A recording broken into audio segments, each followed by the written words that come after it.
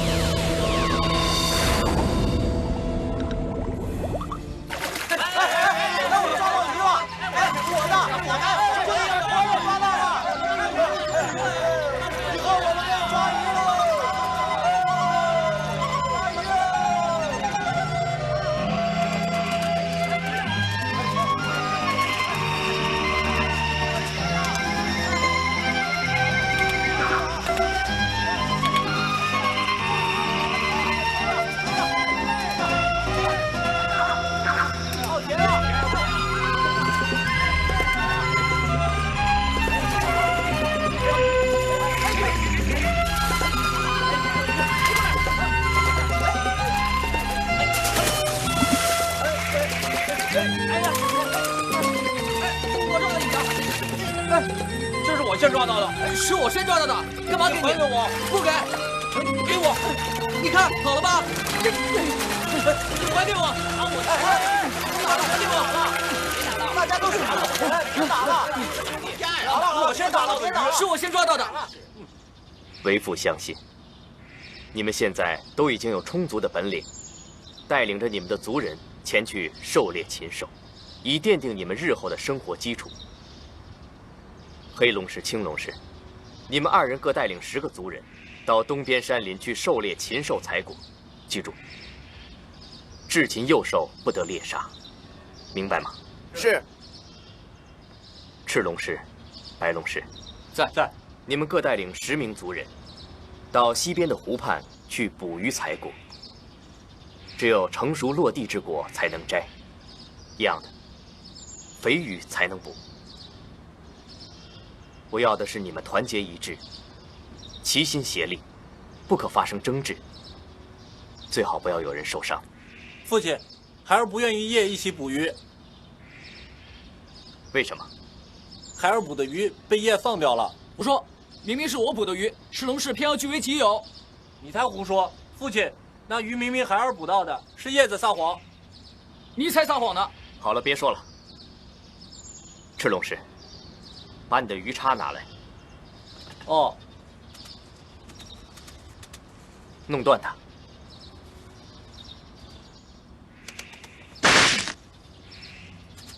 你也把鱼叉弄断。其余的人，把你们的鱼叉都拿过来。是父亲，父亲。是。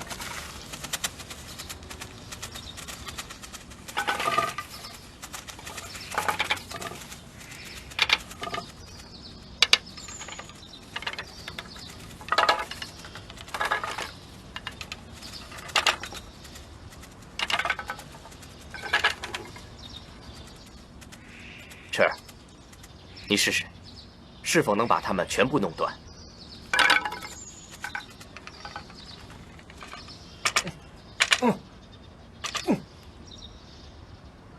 这不断。白儿，你也来试试。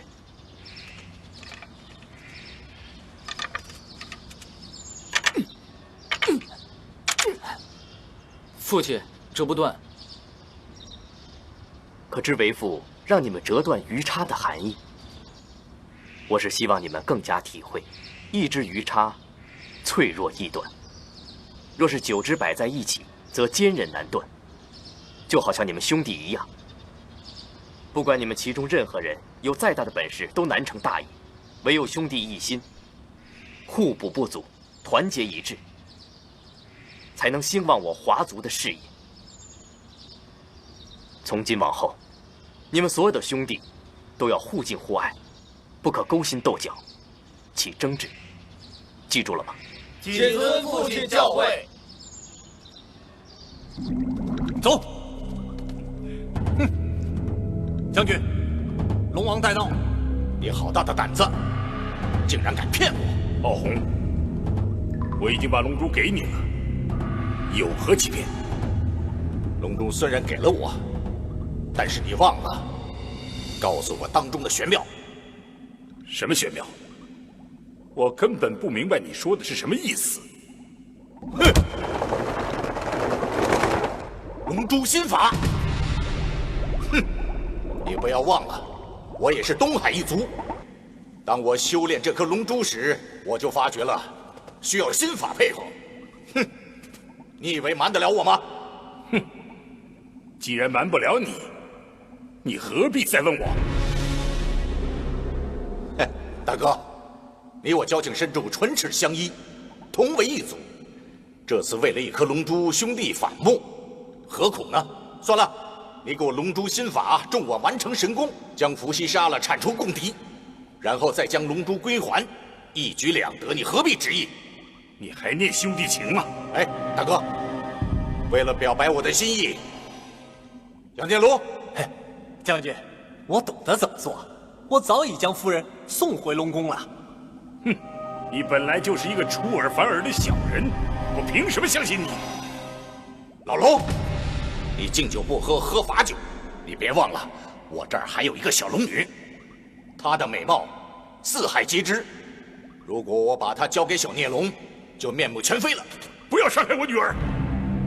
哼，那就看你疼她有多深了。那好吧，我答应你。好，1、2、3，开始！加油！加油！加油！加油！加油！加油！哎，输了！哎，你上，啊，上啊！怎么了？上！哎，他怎么了？怎么走啊？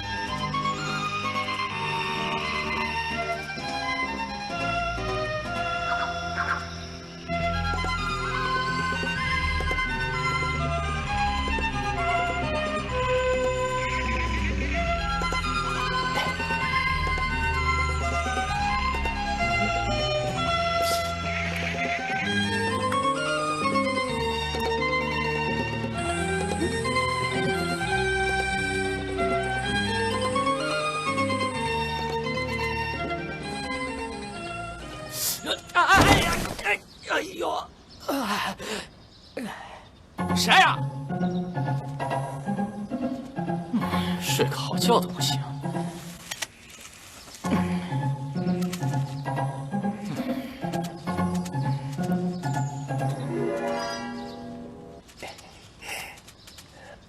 黑龙士，大哥，黑龙士，你这样捉弄麒麟叔叔是不对的。没有啊，我跟他开玩笑嘛。总之，你这样做是不对的，你要向他道歉才行啊。道什么歉啊？我又没有错。你，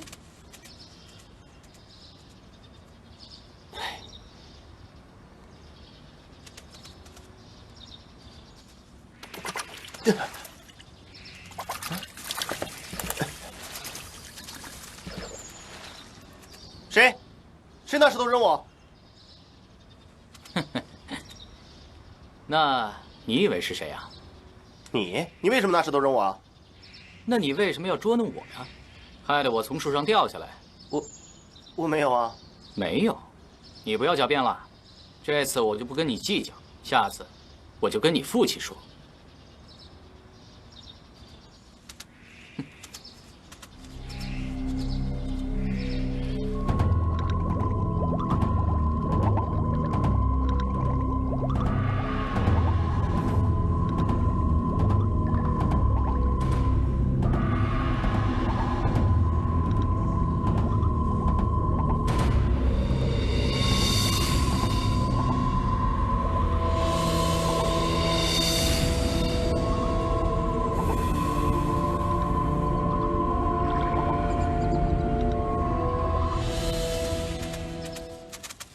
黑龙士，你父亲吩咐我带你们几兄弟分别到外面巡查磨练一下。今天晚上，你就跟我一起去吧。好，知道了。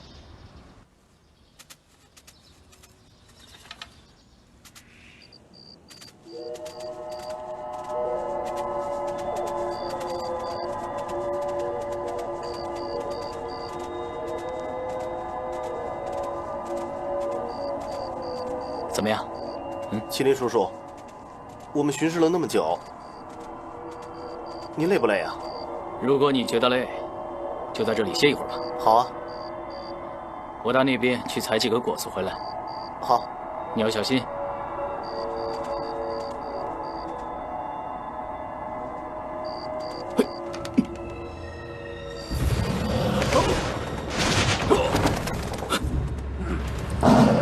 今天晚上终于有一顿饱餐吃了。放肆！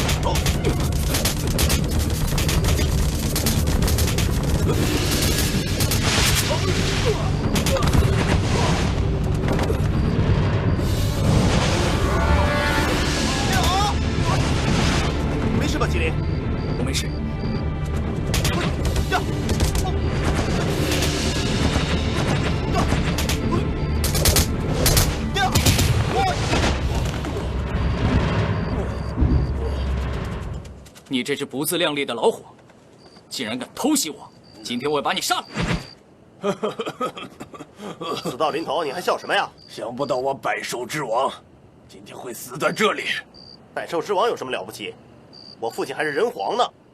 你父亲可是人皇伏羲？对啊，你怎么知道的？啊，这是误会。误会？什么误会？人皇伏羲与我相识，我的胡子曾经为他所救，我头上的王字也是拜他所赐。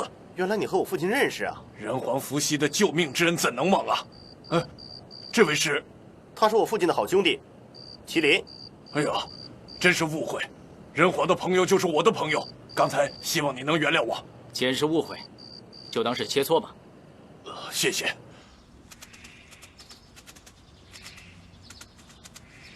黑龙氏，昨天晚上谢谢你的帮忙。以前我一直误解你顽皮成性，想不到你心地善良。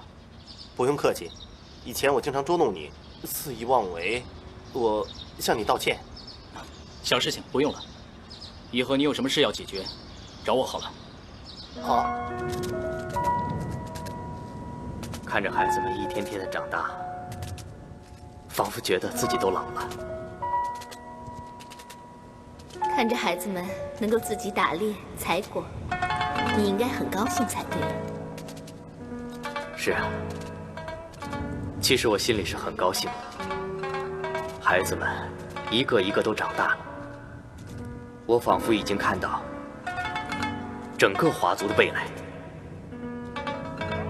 对呀，一定会越来越昌盛、繁荣，而且他们要不断地把以前的所学所悟，以善诱的方式辅导万代，更希望他们世世代代和平共处，将来每一个姓氏都能独当一面，发挥所长呢。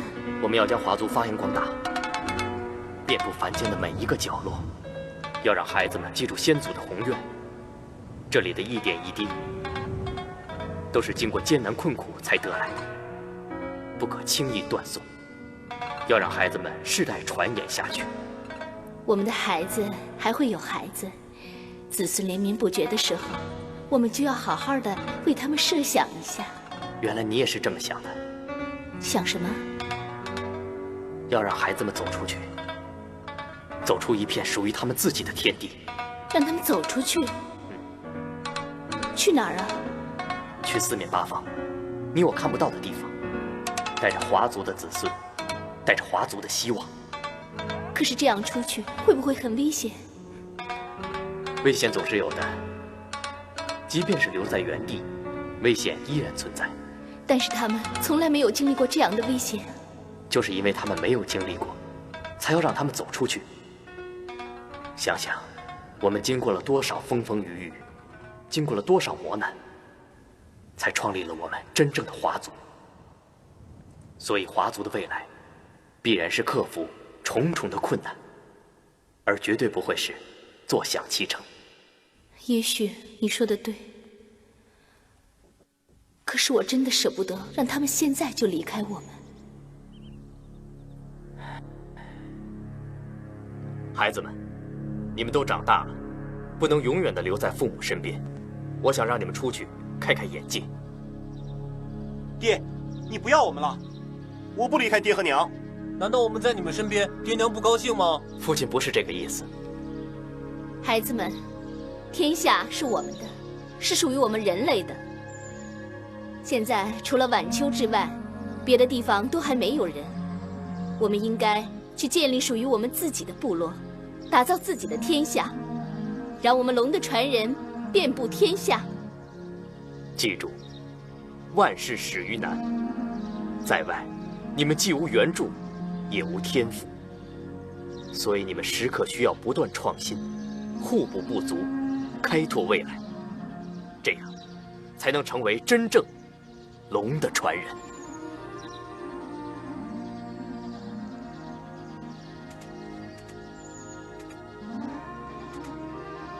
看着你们都长这么大了，父母很开心。你们现在要去很远的地方，父母也很心疼，也有万分的不舍。但是为了我们的理想，你们必须要离开晚秋，去磨练你们的意志，去开创你们的未来，开启你们的智慧。你们一定要以勤为本，不要忘了自己是龙的传人。都记住了没有？记住了。我现在就给你们分配去的方向。黄龙士，孩儿在。你是老大，应该去天下的中央。那晚秋便是天下的中央，所以你留在晚秋。哦，是父亲。黑龙士，儿在。你居东方。知道了。赤龙士，去北方。是父亲。青龙士南方。是父亲。白龙士，孩儿在。你到西方去。是父亲。你们其余的人，分别居于四夷。你们可有话说？没有。孩子们，你们都记住，如今天下，中央四方四夷都已经定了，你们都是龙的传人，更是各方的首领。为父，各派百男百女给你们，记住，要把你们的地域看好，要以天下大局为重，以各方的利益为前提，与为父共创龙的天下。是父亲。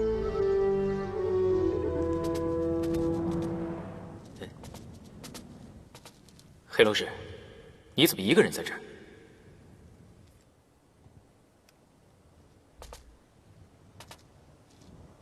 黑龙士，你怎么了？麒麟，你知道东方到底是个什么地方吗？飞禽走兽昼夜横行，湖水深不见底，树木又参天闭目，那里就是野兽的天堂，我们凡人的地狱。我到底犯了什么错，非要派我去那么危险的地方？难道我就不能像大哥一样留在这里，留在父母身边吗？黑龙士，你父亲委屈你了。真的不想离开父母，不想离开晚秋。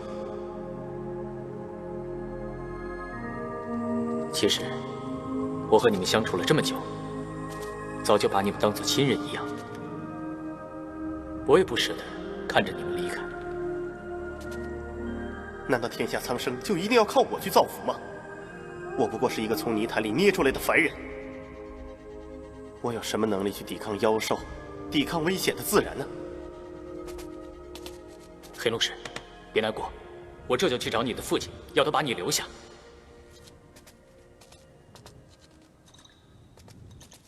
大哥，您把我也分发出去吧。你说这话是什么意思？既然天地四方需要我们去造福，那么我甘愿前往。普渡天神将你赐予人间，我又岂能让你去别的地方冒险呢？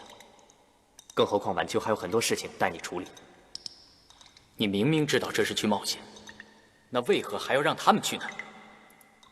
我来自天界，尚有几分法力，你都不愿将我发往四方。那孩子们呢？他们都是脱胎于泥土的凡人，你就愿意让他们去无缘之地去送死？你这话是听谁说的？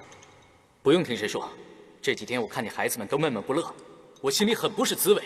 你心里不是滋味，我又何尝不是？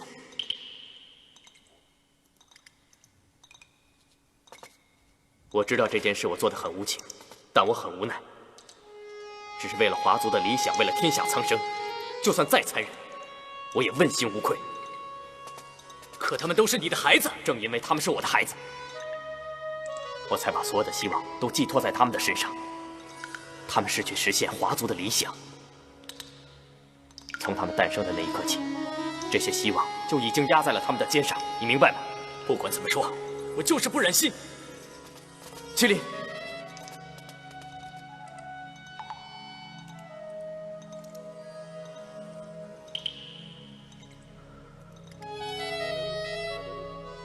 黑龙师在为父面前倒是很恭敬，为什么私底下什么话都不肯听？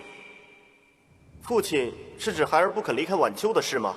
嗯，请父亲恕罪，孩儿也很想听从父亲的安排，可是孩儿不想带着族人们白白去送死，他们是无辜的呀。你的意思是，为父派你前去，便是让你去送死？父亲误会了，孩儿让金凤凰打听过，遥远的东方野兽成群，荒凉一片，若是我们贸然前往，只有送命的份儿啊！照你这么说，为父是不是应该先把那个地方打造成人间天堂，再派你前去？孩儿绝非此意，只是孩儿同其他众兄弟一样，都是父亲的儿子，为何父亲偏偏只派孩儿去最苦的地方呢？混账！众兄弟之中，你排行第二，老大黄龙氏必须要留在晚秋，替为父处理诸多事宜。你便是众兄弟之首，让你去如此艰苦的地方，意在让你树立起哥哥的榜样。如今众兄弟没有异议，你却叫苦连天。你身为二哥，如此贪生怕死，叫所有兄弟如何服你啊？孩儿本不想让他们服我，孩儿只想好好的活着。再说，去那么远的地方，服我有什么用啊？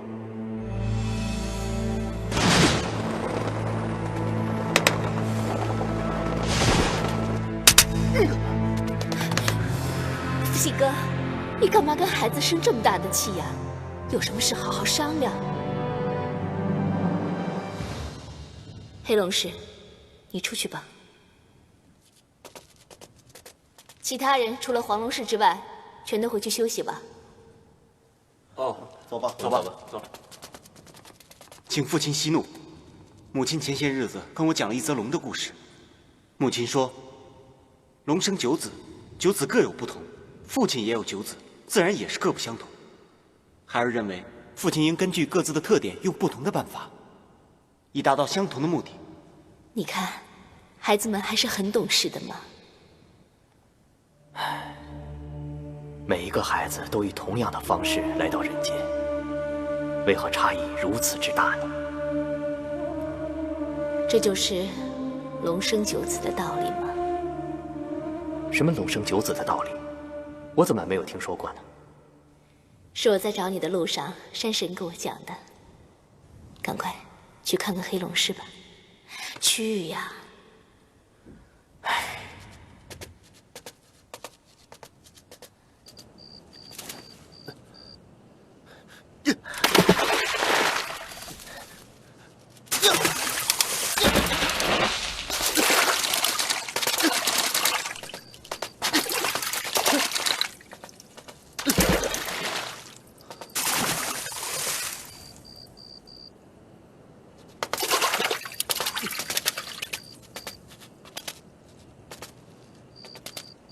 黑儿，父亲，父亲出手太重了。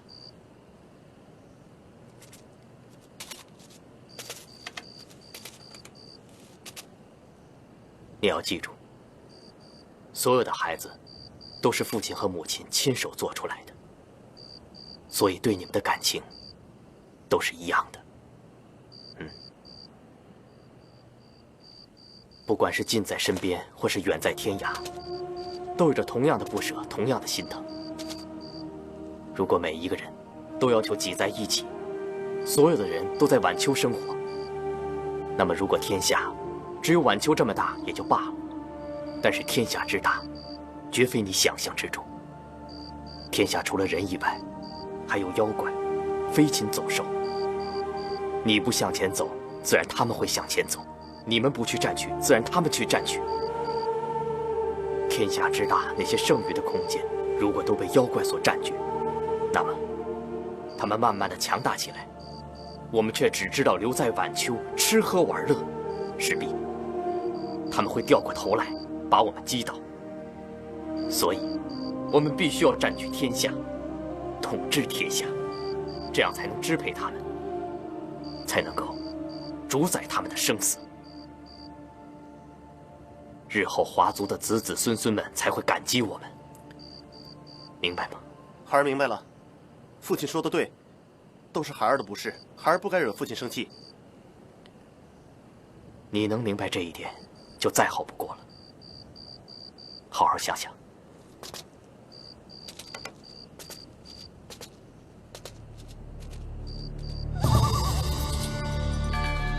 这也是为父平日跟你们所提的。为了龙的子子孙孙，为了华族，要从你们开始。万年之后，所有华族的子子孙孙提到伏羲，都知道这位祖先有一群好儿女，让他们知道，这一群好儿女曾经经历过怎样的磨难，负起无数的使命，完成黄龙外婆的心愿。他们不断把旧事物持续改良，肩负着开天辟地的重担，用智慧与本能排除万难，创造历史，更努力的将大自然应有的资源改良创新，成为人类生活所需。往后的世世代代，所有的人们都会记住黄龙氏、黑龙氏、青龙氏、赤龙氏、白龙氏，都会以你们为傲。因为你们9个兄弟均是创世之祖。孩儿谨听父亲教诲，要为华族同心治理天下。好，这才是我华族的好男儿。麒麟，你怎么还在这儿？孩子们都要出发了。我知道。那你还不去告别？我不忍心看着他们走。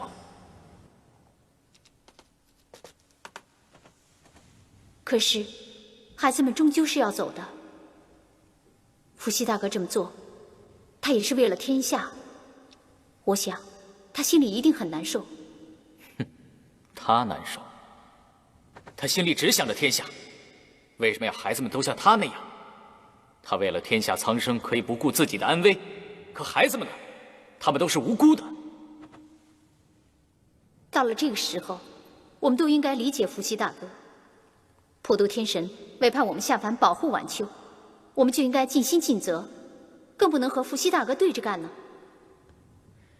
这些道理我懂，可是我看着孩子们一个个离开晚秋，不知道什么时候才能回来，我不忍心呢。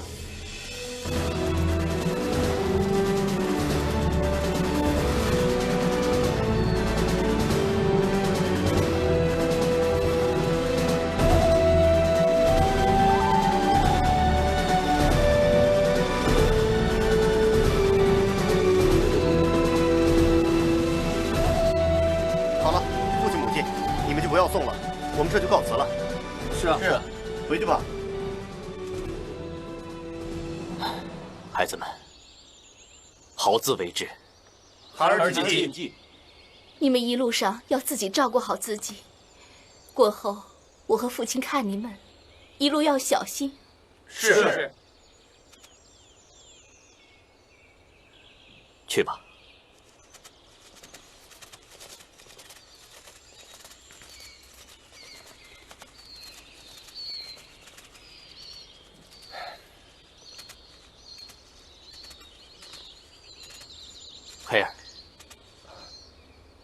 父亲。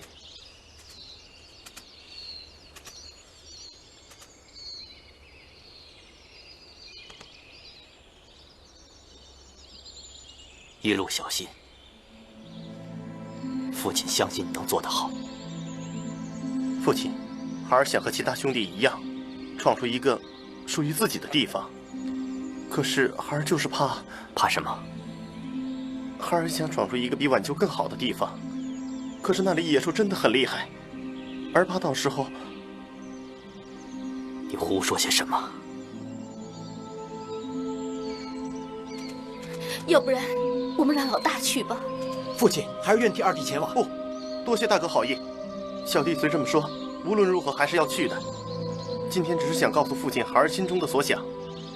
再不说，恐怕以后没有机会。不许胡说！留下他吧，这天下不缺黑龙氏一个人。胡闹！留下一个就会有第二个、第三个。父亲，请不要再责怪母亲了。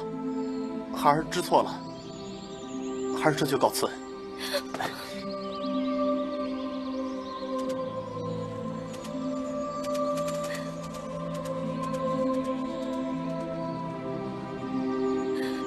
回去吧。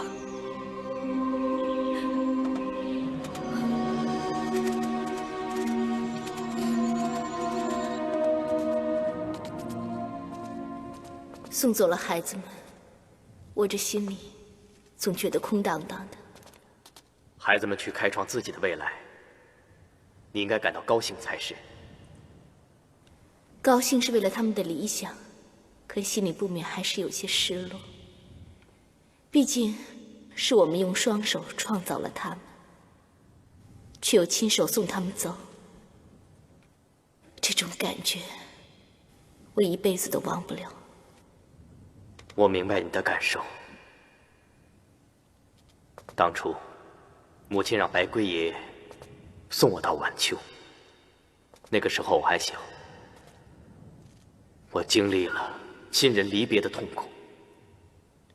到晚秋的时候，我长大了，外婆又因为我而离开了人间，小外婆及族人们因为我而失去了生命。当时我才明白，母亲在决定送我到晚秋的时候，是怎样的生离死别。生命是不是就是这样往复？当我们松开牵着父母的双手的时候，就注定了要用这双手牵起自己的孩子，也注定了有一天再用这双手亲自送他们离开。既然这一切都是注定了的，无法改变，就顺其自然吧。可是孩子们一走，晚秋又不如以前那样热闹了。你放心，我相信晚秋会重新燃起生机的。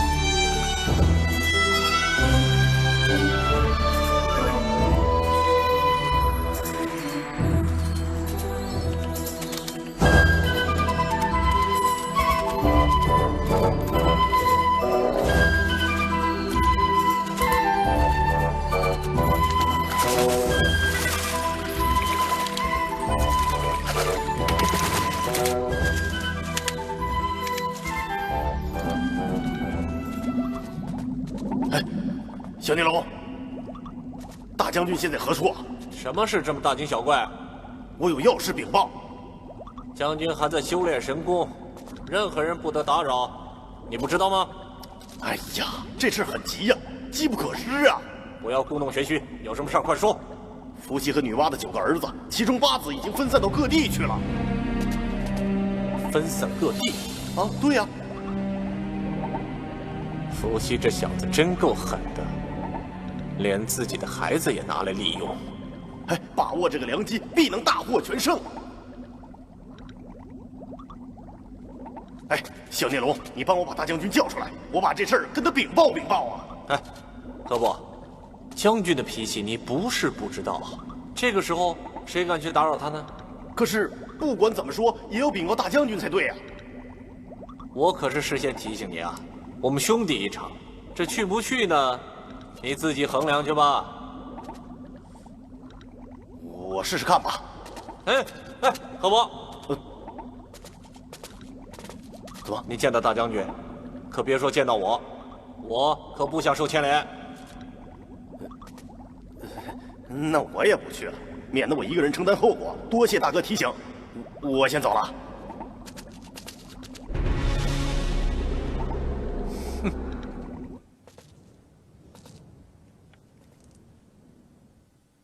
我们又创造了那么多的新人，黑龙氏那儿地广人稀，我看派些新人辅助他吧。这样我可以顺道巡视天下，看看各个部落，咱们的子女是否安然。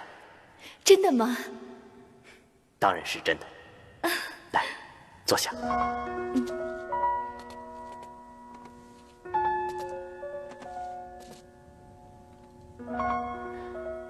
真是抱歉。好好的，为什么说这个？你跟我在一起，从来就没有过上安定的日子。现在好不容易，满天下都是子孙，却还要饱受思念牵挂之苦。你千万不要这样想。我现在能跟你在一起，已经感到很知足了。